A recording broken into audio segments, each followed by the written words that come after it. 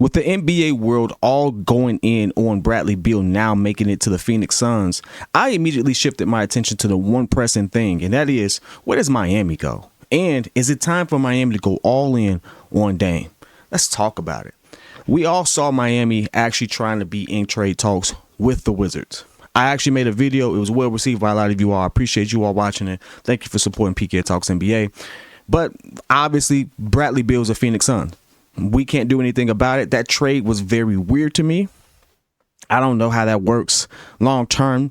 I'm still trying to get contract details on that. But that being aside, it's official at this point that the Portland Trailblazers will have to make really big moves to even be competitive in the West. And with that being the case, I foresee that Dame is going to ask for a trade at this point. And if he doesn't, I'm sad to say, but he's never going to make it to the NBA Finals. There's just nothing he can do. The Phoenix Suns are, top four. They're top four heavy, but the storyline is that they're going to trade DeAndre Ayton. They're going to fill out some pieces. He's not going to be able to compete there. He's just not. The Clippers are maybe coming back healthier. They even may have Chris Paul routed back to them. That's a scary lineup. They're older, injury prone, but a scary lineup and a force to be reckoned with. I don't see Portland competing with that. I don't see too many pieces that are going to come to Portland to make them instant contenders there. The Lakers, if they run it back as they currently are, they're still a really freakishly good team. Ja Morant's going to come back. They're appealing that. I don't see where Dame really sees the opportunity to compete for a high level and even go for a championship in the Western Conference.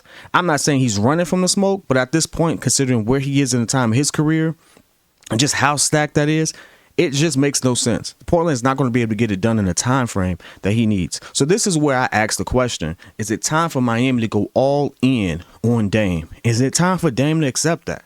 And both of those questions are answered with a resounding yes. It's just time. Pat Riley has gotten so much out of the team that he has. He has put together a complete masterclass of what it means to develop players and really put belief in some players. We've seen it. We love it. We love what the Miami Heat have done.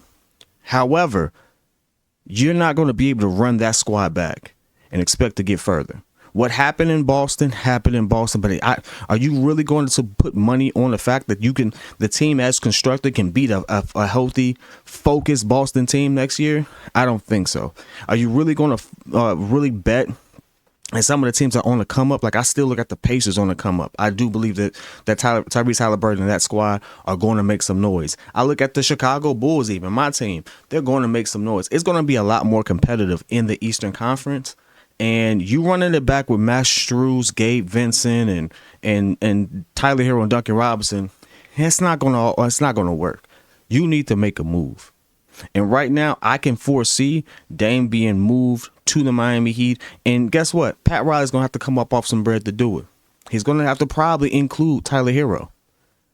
No one, I saw in the trade talks that he didn't want to include Tyler Hero on it. But you know what? To get the type of player you need to be competitive, Dame does everything Tyler Hero does, and then some. Guess what? Let's be real. It's time to let that go. I know that Pat Riley is almost on the echelon of Danny Ainge, finesse guys. We've seen them pull off some trades. You be like, that shouldn't have worked, but it did anyway because it's Pat Riley. I don't think that's going to happen now. I think Dame's contract he doesn't have a no trade clause, which means it's a little more favorable. He's wrapped up for a few years, but at the end of the day, you just want to compete in that window of competition for them, just due to their sheer age and trying to get it done. It's shortening because the parity in the league is just so great.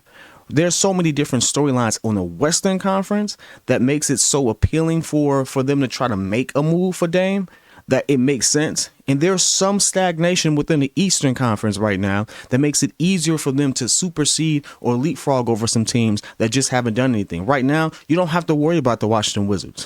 Why? They're divesting, they're tanking, they're rebuilding. The Detroit Pistons, it's going to be a few years. I do think the Pistons are going to be a really good team in the next couple years. I really do believe that. But it's not today. It's not going to be this year. It's not going to be next year. So we can put them to that side. The Knicks are still trying to figure some things out. Like, you could leapfrog a lot of teams in the Eastern Conference. The Knicks, the Cavs, the Pacers, the Bulls, like a lineup of Bam, Jimmy Butler, Dame Lillard, and you could fill that out with a couple other pieces if they can keep one of their shooters or not. And you could really leapfrog a couple teams there simply because of the skill set and just the culture that you've developed. It's time to make a move. You got fleeced on the Bradley Beal trade, meaning that you didn't even get they weren't in contention. They couldn't get it done. Guess what? You have to make a move. You can't sit there and just allow everything to just fall apart just because of that. You have to sit there and Pat Riley has to sit there and do the one thing he didn't want to do. That's probably include that one piece. And I don't think anyone would disagree with including Tyler Hero for a trade for Dame Lillard, even if it comes with some other pieces. Because guess what? The Miami Heat got it done with scraps. I hate to call it that, but let's be real. Let's be real. The second rounders, undrafted players, it's a great storyline. I love it. I love what it did for the average fan. I love the David and Goliath storyline that developed. But it's not something that's going to win. If they had won, just realize that this Miami Heat team had done so many firsts from an 8th seed perspective and what they had and who they were doing it with. It was so many firsts that it seemed almost destined, but it didn't happen. And 9 times out of 10, it won't happen. You have to get the talent. Jimmy Butler is not a superstar. He's an all-star player. He's a star in this league, but he's not a superstar. Dame is a superstar. You do not win championships without superstars. The teams that have done it without superstars are very few. You can count them on one hand in the entire history of the NBA. It's very few. And you could even argue that from a defensive standpoint, maybe Detroit did have a superstar. But that's a whole different argument. Like, very few teams get it done that way. But I want to hear your thoughts. Do you think it is time for Pat Riley to just pull the trigger, get it done, and build out the rest of that roster the same way they've been doing it? Get Dame, get Bam, get Jimmy, maybe keep Duncan, although I think Duncan's contract is probably the highest when they want to unload, and then fill out the rest of it. I want to hear your thoughts, man. I think now that Bradley Beal is done, that in Phoenix, you have to. You have to. And they have the best opportunity to. And I would really love to see it because I'm a Dame fan. I'm a Chicago Bulls fan till I die. But as far as individual players, I am a Dame fan. And I would love to see him have a good opportunity to compete with a team that can go far. And I think that'll be the right move. But whether it's love, whether it's hate, put it in the comments, man. It's P.kidd from P.kidd Talks NBA. Till next time, y'all. Peace.